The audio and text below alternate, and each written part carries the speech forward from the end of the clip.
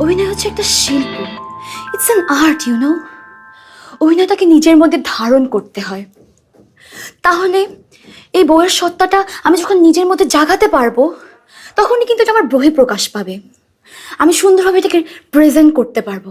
ধরুন আপনার পরিবারে কেউ কষ্ট পেল, খুব অসুস্থ, তখন তাদের কষ্টটা আমার অনুভব করতে হবে, তাদের ব্যথায় আমাকে ব্যতীত হতে হবে, নিজের চোখের পানি দিয়ে আমাকে কাঁদতে হবে।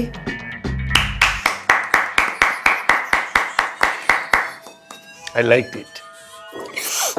দেখুন, আপনার সাথে কথা বলতে বলতে সত্যি সত্যি চোখে পানি চলে আসলো। ভাই আমি কিন্তু অ্যাক্টিংটা করতে চাই, কবে আপনাকে আপনি আমাকে কল করছেন? হ্যাঁ, আমি তো করতে মানে নিতে চাই, যেটা হচ্ছে যে আপনাকে জানিয়ে দেওয়া হবে। সবকিছু ঠিক আছে, কিন্তু আমি কিন্তু বাসায় শাড়ি আর 3 পিস পরতে পারবো না।